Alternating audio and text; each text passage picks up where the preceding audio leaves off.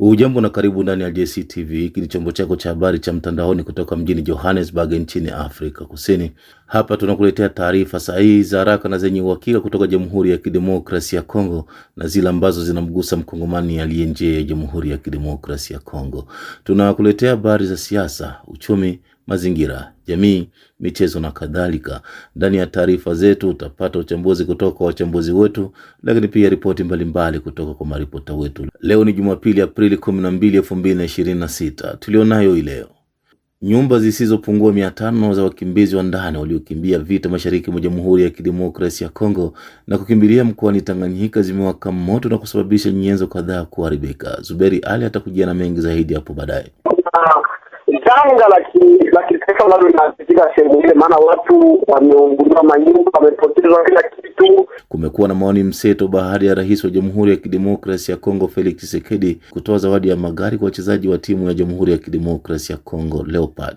Mwaliko wangu ndani ya makala hii anapinga kabisa maamuzi hayo ya serikali, utamsikia kwa undani baadaye. Depense zenye gouvernement yetu inafanya, rais wetu na gouvernement yake hatukubaliane na. Na kwa nini lugha zetu za asili zinaendelea kupotea taratibu? Majibu ni ndani ya makala hii. Twende sote hadi tamati. Mimi naitwa Jean de la Croix, karibu.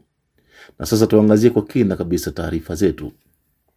Katika miaka ya hivi karibuni kumekuwa na wasiwasi mkubwa kuhusu kupotea kwa baadhi ya lugha za Kiafrika, ikiwemo lugha za Wajoba ambazo zinazungumzwa na jamii zinazopatikana Jamhuri ya Kidemokrasia ya Kongo, Burundi, Tanzania na sehemu zingine barani Afrika. Je, nini hasa kinasababisha lugha hizi kupotea taratibu, na ni juhudi gani zinafanyika kuhakikisha kwamba hazipotei kabisa? Ili kupata majibu ya maswali haya na mengine lukuki, muda mchache uliopita nilifanya mahojiano na mratibu wa jamii ya Wajoba Rashid Msabaha Ozo, ambaye alitoa mwanga zaidi kuhusu hali halisi ya lugha za Wajoba na mustakabali wake. Kwanza kabisa nilimuuliza kama lugha za Wajoba zina nafasi gani katika utambulisho wa jamii yao, naye alianza kwa kueleza. Ni kweli kwa sababu tunasema lugha za Wajoba, kwa sababu lugha za Wajoba ni muungano wa makabila mengi ambao wanaitwa au wana maji. Sasa kuendana na swala nzima la lugha za Bajoba kama Bajoba, au tukizungumza Wabuyu, wa Masanze, Wagoma, Wavila, Wabwari, mpaka kwenda huko Waluba, wote hao ni miongoni mwa Wajoba kama Wajoba. Sasa lugha zao kama kuendana na swala nzima za mtangazaji na wale wanaotusikiliza, kuwa na hali moja ya kuwa na mifumo kama vile kuzungumzwa kwa uchache. Kuna masuala mazima ambayo tunaweza kuyaongea hapa ili ulimwenguni pote wapate kutuelewa. Bila shaka tunasema kwanza ibalo nebandu kishibandu kiajimakaya. Inchi ni watu, na inchi ambayo isiyokuwa na watu hiyo sio inchi. Ndio mimi ngoja tu nichukue fursa hii ya kuzungumza na kuelewesha ulimwengu sababu za lugha hizi kuzungumzwa kwa uchache. Kwanza kabisa, lugha hizi zilipata nafasi ya kuanza kuzungumzwa kwa uchache kwa muda huu kwa sababu ya mgongano wa kivita.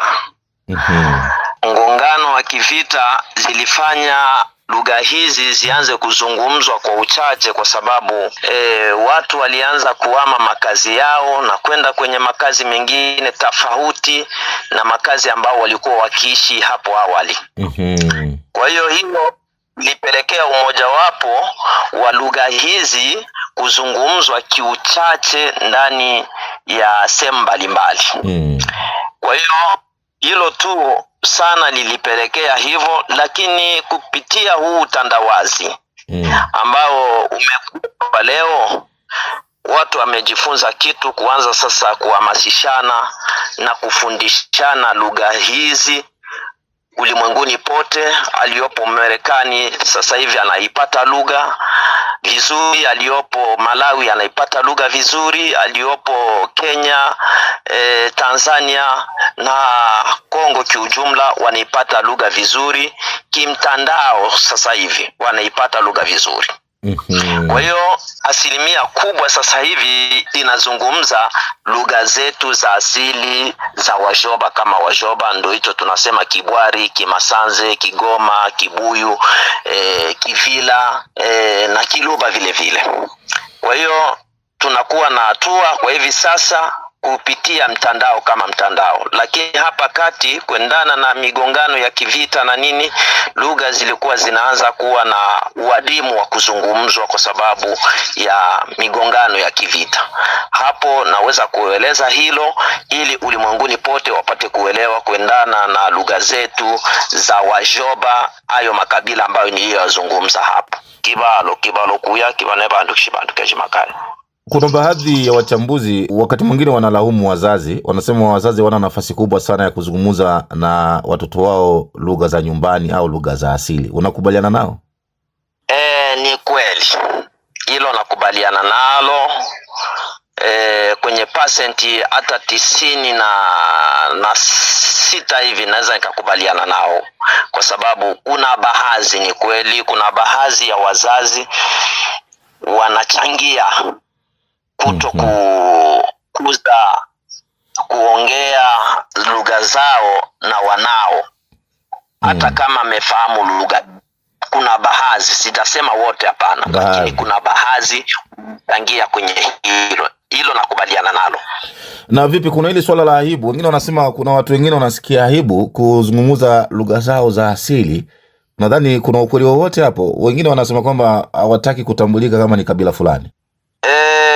Hiyo nayo naweza kusema naweza nikakubaliana nayo, kwa sababu kuna watu, baadhi ya watu wakisha kuwa na maslahi kwenye sehemu nyingine, wanakuwa na ile hali ya kutokuzungumza ile lugha yao, kwa sababu amekwisha pata maslahi nyingine. Akishafahamika kule, labda kwenye yale maslahi atakuwa ameyakosa.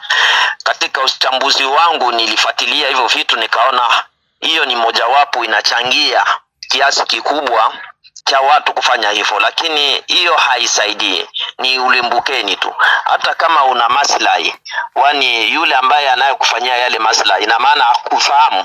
Mimi najua kwamba nakufahamu tu, lakini tu ni kama tu mifumo ya ulimbukeni tu. Bila shaka hilo naweza ni hilo. Bila shaka ni ulimbukeni. Ni lazima tupende lugha zetu bwana, tunapokuwa popote pale tuzungumuze lugha zetu. Hivi ni kwa kiwango gani lugha za Wajoba kwa mtazamo wako unaona zimeanza kupotea siku hizi? Kama vile kwenye mfumo wa asilimia hivi, unaona kama zimepotea kwa asilimia ngapi pengine?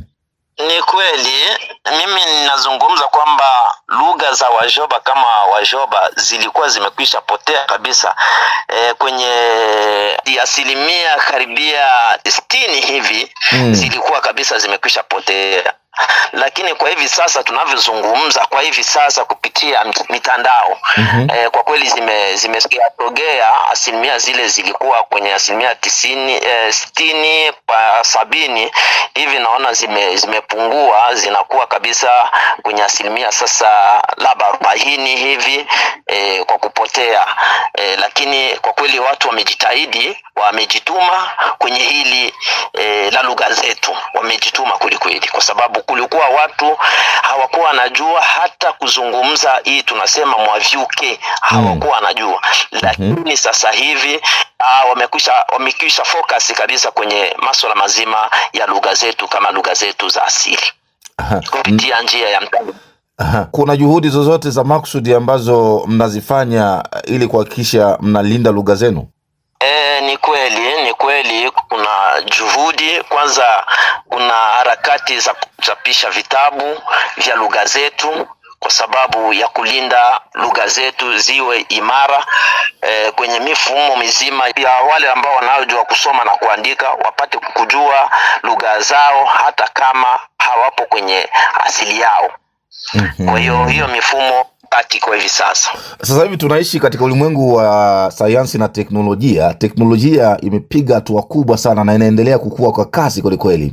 Kuna watu tunakutana tu, watu wanaweza kuwa mmoja wako Marekani, wengine wako sijui Australia, Canada, Ufaransa, huko Ubelgiji, Uholanzi, lakini watu wanaunganishwa na kitu kimoja ambacho ni simu, teknolojia hiyo. Na ukiangalia kwa sasa mitandao ya kijamii vile vile inasaidia kwa kiasi kikubwa watu kuweza kuwa pamoja na kujifunza mambo mengi sana. Hivi teknolojia na mitandao ya kijamii vinasaidia vipi kwa upande wenu kuhakikisha kwamba mnaokoa lugha zenu za Wajoba? Ndiyo, ni kweli kabisa unavyoongea, ni kweli. Sasa hivi tuna mtandao mkubwa sana.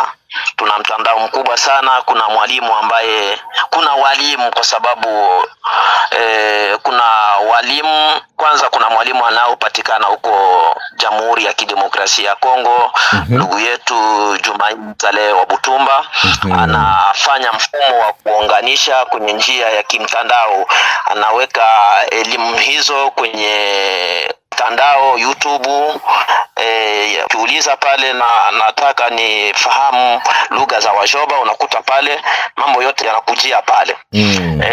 Vile vile Marekani tuna walimu wengine wako huko wanafundisha lugha, vile vile wameweka hizo lugha zetu kwenye mitandao. Ukitaka kujifunza lugha zetu za Wajoba kama Wajoba utazikuta pale mitandaoni. Unaanza kuzisikiliza na kujifunza vile vile, kwa sababu wanafunza lugha kimtandao na zimewekwa kule, ni moja kwa moja wewe unafungua pale, tayari taarifa zote unakuwa nazo na kunajifunza lugha kupitia njia ya mtandao kwenye YouTube. Hizo hatua tumekwisha zifanya na zinaendelea mpaka kwa muda huu. Sasa tunaelekea ukingoni mwa mahojiano yetu. Hivi ni changamoto gani kubwa mnazokutana nazo katika juhudi za kuhifadhi lugha za Wajoba? Ni changamoto zipi mnakutana nazo pengine?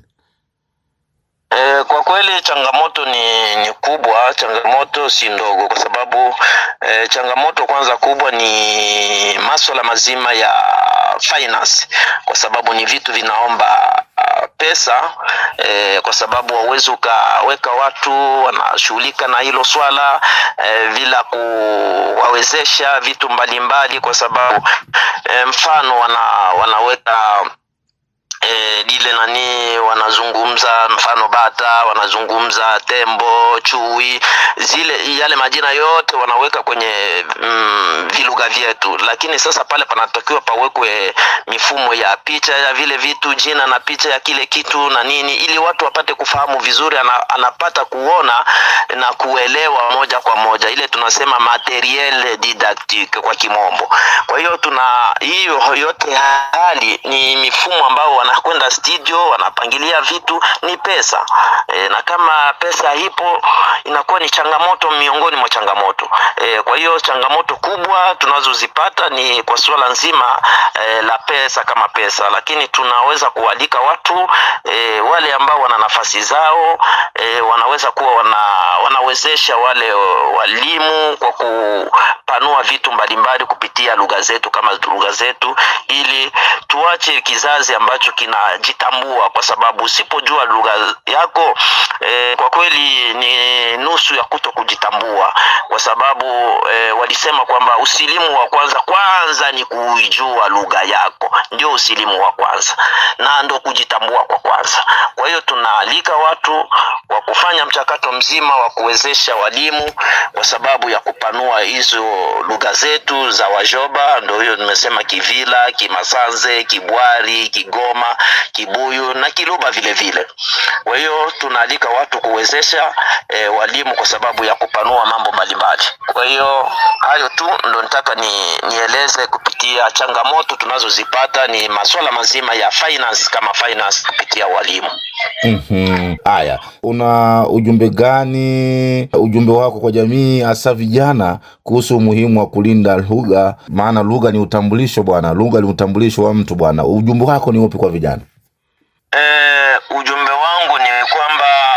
wangu ni kwamba kwa vijana ambao wanaotusikiliza ulimwenguni pote, ni kwamba lugha kama lugha yako ni muhimu sana kuifahamu na kuilinda, kwa sababu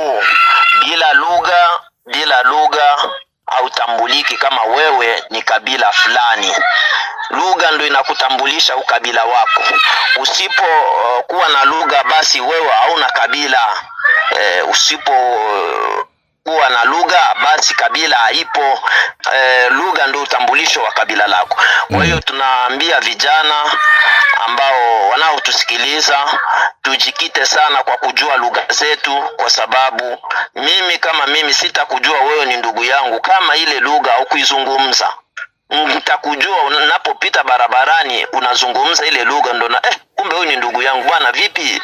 Kwa sababu nimekusikia wewe kama wewe umeizungumza ile lugha. Lakini kama hujazungumza ile lugha, itakuwa ngumu mimi kukufahamu wewe ndugu yangu unaopita barabarani ukizungumza lugha zingine ambazo haziendani na lugha yako. Kwa hiyo natoa wito, naomba kusema kwamba tujikite sana kujua lugha zetu. Bila shaka. Kibalo kuya ndukushibandu kesho makaya. Aya, mratibu, kabla sijakuacha uondoke uendelee na majukumu yako mengine, tutoe darasa kidogo hapa kwa dakika moja tu, haraka fasta hapa. Najua Wajoba ni muunganiko wa makabila mengi. Darasa yenyewe nataka tuitoe katika lugha ya Kimasanze. Hivi habari za asubuhi katika lugha ya Kimasanze unasemaje? Habari za asubuhi tunasema mwavyuke. Kwa Kimasanze tunasema mwavyuke. Habari za mchana? Habari za mchana tunasema mwashibe. Na habari za jioni? Habari za jioni tunasema mwairishe. Na yule unayemsalimia anaitikiaje hapo? Naposema mwavyuke, yeye anasema mwavyuke riove. Aya, karibu tunasema sambe. Aya, sambe. Na asante, hiyo kwa Kimasanze wanaitamkaje? Asante tunatamka mwakole. Ni Rashid Msabaha Ozo ambaye alijibu maswali yangu hivi punde. Nyumba zisizopungua 500 za wakimbizi wa ndani waliokimbia vita mashariki mwa Jamhuri ya Kidemokrasia ya Kongo na kukimbilia mkoani Tanganyika zimewaka moto na kusababisha nyenzo kadhaa kuharibika. Wakati huo, jeshi la Jamhuri ya Kidemokrasia ya Kongo FARDC lilianzisha operesheni ya kuwasaka wanamgambo wa CRP huko Ituri. Zuberi Ali na mengi zaidi. Moto uliozuka hivi karibuni uliteketeza zaidi ya vibanda 500 kwenye eneo la watu waliokimbia makazi yao Kivu Kusini na maeneo mengine nchini Jamhuri ya Kidemokrasia ya Kongo na kujikita katika kijiji cha Mama Kasanga, jimboni Tanganyika, takriban kilomita 10 kutoka mji wa Kalemi. Kulingana na mashuhuda, moto huo ulitokea wakati mwanamke mmoja alikuwa akipika. Uharibifu wa nyenzo ni mkubwa, huku wakaazi wa maeneo hayo wakikosa msaada. Hata hivyo, hakuna hasara yoyote ya kupotea kwa maisha ya binadamu, kama anavyothibitisha Biaisisa, makamu kiongozi wa shirika la raia la NDC Chumvi ya Kongo. Sehemu ya Makasanga alitora bado linaleta uzuri sana, na tuwacha kusema kwamba kuna janga la kitaifa bado linapitika sehemu ile, maana watu wameungua manyumba, wamepoteza kila kitu, na kwa kweli ni jambo ambalo tunaweza kuandika mashirika ya kiutu kujikita ndani na kuwasaidia wale watu ambao wahanga wamekimbia vita, tena pia wanakuja kuunguziwa na manyumba. Yani inakuwa ni swala ambalo linaleta uzuri zaidi. Na nyinyi kama mashirika ya kirahia mnaweza mkathibitisha kuna janga lolote la vifo au kifo ambalo limetokea? Kwa sasa ni kwamba hakuna kifo ambacho kimeripotiwa, isipokuwa watu kupotezewa vitu vya thamani, nyumba kuungua basi, lakini hakuna kifo ambacho kimeripotiwa sehemu hii. Ni watu kama moto ulisababishwa na chungu cha kupika.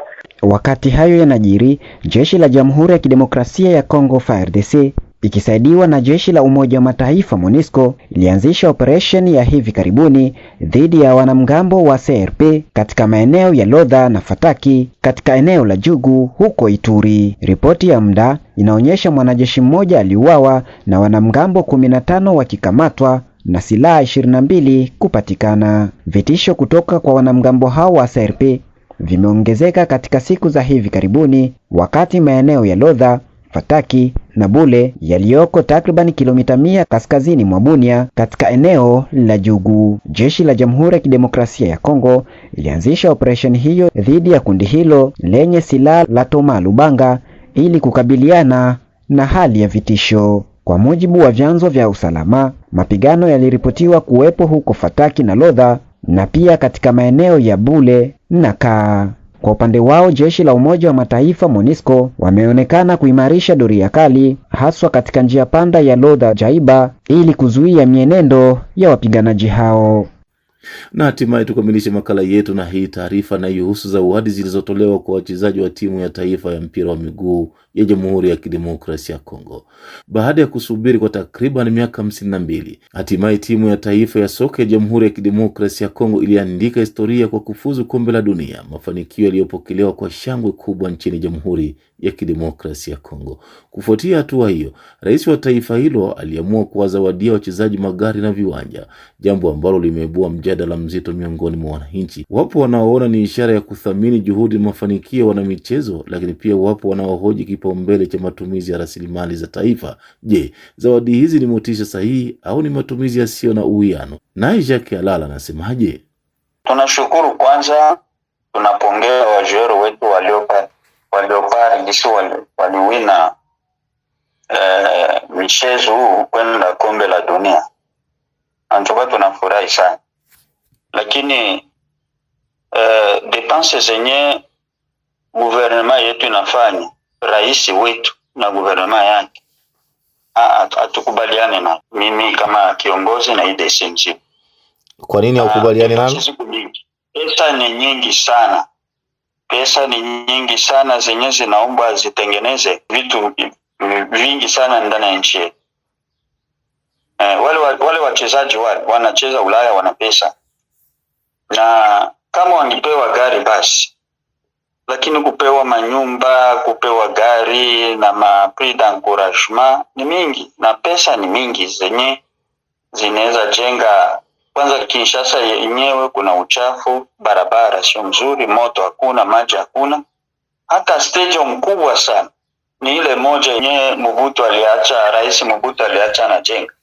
Hakuna nyingine yenyewe inajengwa.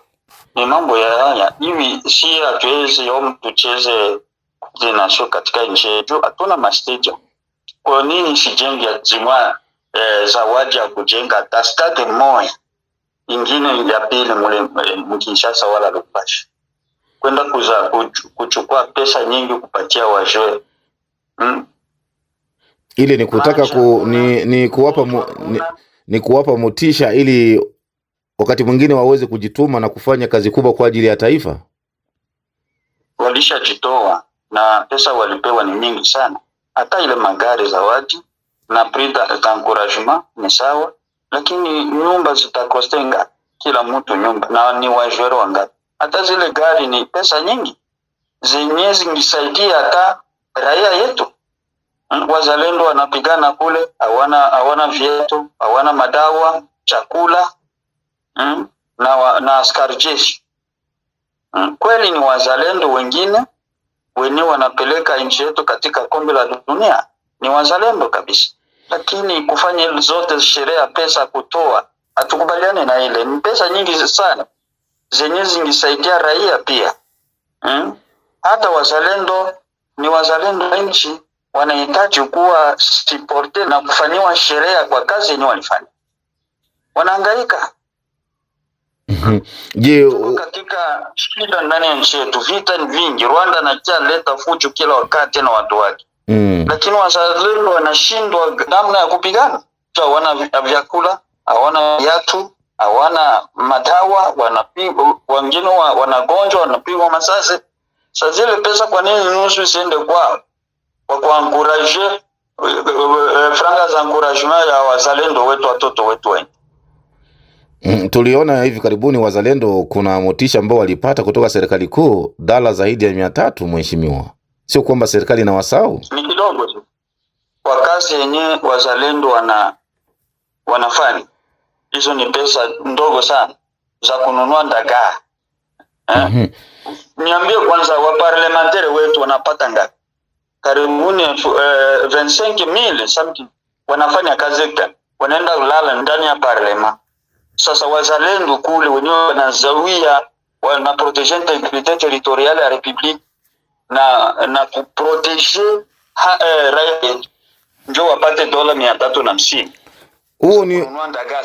Huo ni mfumo ambao upo katika nchi zote, ngoja niseme barani Afrika na hata ulimwenguni kote. Wabunge kila wakati wanapata hela kubwa ukilinganisha na askari jeshi. Mheshimiwa, sidhani kama hilo ni tatizo kubwa kama linafanyika nchini Jamhuri ya Kidemokrasia ya Kongo.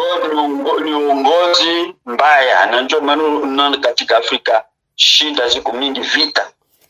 Uongozi mbaya, leadership haiko mzuri. Hasa leadership yenyewe tuko nayo ya UDPS na leadership yake sio uongozi bora. Unaiba sana, corruption mingi sana. Na hiyo kisi walitoa hizo pesa kwenye wajuel. Kwenye wanaiba ni za nyingi. Kama investigation zinaweza fanywa, wengi wanaweza ingia ndani ya jela. Mahakamani. Hizo ndio zilitolewa kwenye wajuel. Sasa kwenye waliiba ndani ni nyingi. Juu ndani ya government yetu hakuna control. Hakuna investigation ya kila kitu, wanachukulia tu. Sikia rais achukue pesa apatie wajuel. Rais iko na pesa. Ama pesa ni za nchi. Kuna wanaosema kwamba pesa zenyewe wanasemaga wao wako na pesa zinatoka ni mtumishi wa raia. Ni mtumishi. Hakuna pesa zenyewe ziliongelewa ndani ya bunge. Hakuna. Rais tu anaamuka anatoa pesa, alizitoa wapi? Si wizi ule.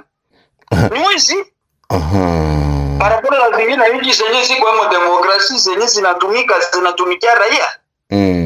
Wewe si kutoa pesa, ulitoa na pesa wapi? Bunge ndio inapaswa decide watu wanafanya vitu ile pale inafanya vitu vizuri, timu yetu ilifanya vitu vizuri, wanapaswa diskite pesa zenyewe wanapaswa pewa za encouragement za kila, lakini yeye anatoa tu, anazichukulia sawa Kongo ni yake. Unadhani angefanya kitu gani pale mheshimiwa? Yeye anafanya, anatoa pesa, anachukua pesa nyingi anapatia raia. Na raia kwanza ndani ya kapitali yetu wanahangaika, njia hakuna, maji hakuna. Kuko vitu vingi vya kufanya. Vitu vingi. Kwa nini asilete umeme ndani ya nchi? Umeme, watu wanahangaika na umeme, maji, njia. Angalia Kinshasa jinsi hali ya uchafu iko na barabara hakuna. Vitu vingi vya kufanya. Vitu vingi, masomo ya watoto, mahospitali hakuna madawa. Watravaia walipwe. Hata kujenga stade moja Kinshasa. Tunabaki tuko na stade moja tu. Ile ni Mobutu aliacha. Hata kusema no, gisi mlifanya hivi, nitawajengea stade juu wengine, si tunachezaka nje. Timu yetu ya taifa inaenda kucheza nje juu ya haya. Hakuna nchi za Ulaya zinaweza kuja kucheza kwetu. Juu tuna stade. Hakuna. Mambo yale. Na zile zote pesa zipelekwe hivi. Olia kujenga hata stadi moja. Okay, sasa kama wewe ungepewa nafasi ya kushauri serikali, ungefanya nini tofauti? Mimi na ile setu kikamata ile na nini? Tungisawaidia raia, yani kuleta moto. Kisha kwanza ni moto. Acha nikwambie kwanza mtangazaji. Wakati ile sita kamata madaraka, zile pesa zote zinaingia mikononi za mataksi, zitazuiliwa. Hakuna mtu atakuwa na haki ya kuchukua pesa mkononi. Zote zinaingia ndani ya benki, revenue ya nchi. Na zile pesa zile, njoo nasikia rais na chama cha UDPS na wa ministri wake wanaiba. Juu azijulikani. Kila mtu anatuma mtu wake kwa mataksi, anachampatia, anampigia simu, chef nisha kuwa na oda. Njoo zenyewe zinaingia maboda, mataksi mingi, maturisme, maservisi mingi. Zenyewe zinaliwa ovyo. Na zile njoo zinajengaka nchi. Zile njoo zinajengaka nchi, barabara, moto, masomo, sante, mahopito, hata mastadi. Zile taksi njoo zinajengaka. Zile njoo zinaibiwa olela. Haya, sasa wewe ujumbe wako kwa wananchi. Kitu cha kwanza sisi, ile ndio kitu cha kwanza sisi tutafanya. Juu tupate pesa, tujenge nchi, tukree makazi ya raia, moto ifike. Ndio kitu, hakuna nchi yenyewe inaweza endelea kama hakuna umeme. Tusidanganyane, kama hakuna umeme ndani ya nchi haiwezi endelea. Na ile ni kitu ya kwanza yenyewe tutafanya. Umeme kwanza ufike ndani ya nchi. Na cha ingine cha pili tutafanya identite ya Bakongomani. Hivi tujue Kongoleo kwa kweli d'origine ni nani? Mwenye iko Kongoleo d'origine. Tuko hivi vitu. Kila mtu anaweza enda pasida afite wazungu anaenda ni Wakongomani. Utaitika. Ile kati ya electeur haiko identite. Ni kati ya kuvote. Njoo maana viti iko sana. Wanyarwanda wanakuja, wewe pekee wanaitika te Wanyamulenge sasa ile Kongole. Kwa Kongomani wapi? Kila watu wakuna identity yao. Hivi sisi hatuna identity. Haya, basi sisi tuwatakie kila laheri mkipata hiyo nafasi ya kuchukua uongozi au usukani kuiongoza DRC, mlete maendeleo makubwa kwa wananchi wa Kongo. Sasa ujumbe wako ni ujumbe kwanza tutafanya ile tutaifanya. Lakini okay, vizuri sana. Lakini ujumbe wako sasa kwa serikali ya Kongo kuhusiana na hili ambalo limefanyika la zawadi za magari na viwanja ni upi? Ujumbe wako wa mwisho. Ujumbe ni huu kwenye katika raia yetu ya Kongo. Msikumu na shabikia vitu tu kushabikia. Ndio timu yetu imewina kwenda kombe la dunia. Lakini pesa zenyewe zinatolewa ni nyingi, zenyewe zingisaidia raia. Ona nchi hakuna umeme. Hakuna maji. Hatuna stade, tuko na ile stade moja yenye Rais Mobutu Rais Mobutu adacha na tujenge. Sasa hizo zote pesa ziharibike vile. Wangipewa magari ndio walifanya effort, walitupeleka kombe la dunia, lakini majukumu ingaliki nyingi ndani ya nchi. Ile magari ilikuwa inatosha. Hawakosi pesa wale washwe. Wanacheza wote wanacheza Ulaya. Na zingine pesa zingesaidia raia kama wazalendo au wanapigana kule wanakosa nani vifaa, wanakosa chakula, wanakosa madawa, viatu wanakosa. Zingewasaidia kule juu kugarde security ya nchi yetu na ya population yetu. Tabii maprovince yetu iko regile. Hata Kinshasa uchafu, hakuna umeme, hakuna maji, barabara ziko vraiment magari zinakuwa traffic iko mingi. Na ilifo tujenge stade na siye Coupe des Nations siku moja ichezewe Mkongo. Zingine nchi siku zinajenga mastadi. Sasa sisi hatujengi. Tutakuwa tunaangalia kuna mwaka Coupe des Nations zinachezewa na nchi nyingine. Franga kuharibisha vipi? Sikia ministra anatoa 1 milioni. Inatoka president anatosha mamilioni ya dola. Sile franga zenyewe zinaanza saidia raia. Zinaweza jenga vitu vingi. Hiyo haiko leadership ya mzuri. Ni wizi. Na hapo kwenye wanatoa zile pesa ngapi zenye na picha zenye waliiba. Zenye wanatumia viongozi vya nchi. Mavoyaji ni kii zenye hazina faida. Zinakamata makorteje kwenda nchi. Anyway, huko ingine problem yenye le parlementaire le ministre wakati timu ya taifa yetu ilienda cheza Mexico. Walienda kule kuangalia watu wanaingia mahoteli, wanaikala kule après Leopard kucheza. Tena walibakia kule wako wanaenjoy pesa. Zile pesa ni za wanani zenye walitumia kule. Kwa nini wasiangalie mechi kwenye television kama wengine? Kwenda kuposte mafranga kule tu. Wa parlementaire walienda na wa ministre. Wanakamata costs mingi za pesa. Wangeangalia ku television Olia kukoste kwenda kuutilize mapesa kwenda nani Mexico, wanakamata mahoteli, walikuwa wengi. Kwenye wajuere wangende, wao ni wajuere, walikuwa naenda cheza. Wao ni wajuere kwenda kule kucheza. Kwa nini usiangalie mechi kwenye television? Kwenda kukoste tu pesa za bure tu. Na hakuna control kwa gouvernement yetu. Hakuna control wanaiba. Haiko vizuri. Tusikubali mimwa vitu vyenye vinakoste pesa nyingi na sisi tungali tunateseka na raia yetu iko mbeza vile zile pesa. Ni mwisho wa habari zetu. Naitwa Bedi Jean de la Croix. Kwaheri kwa leo.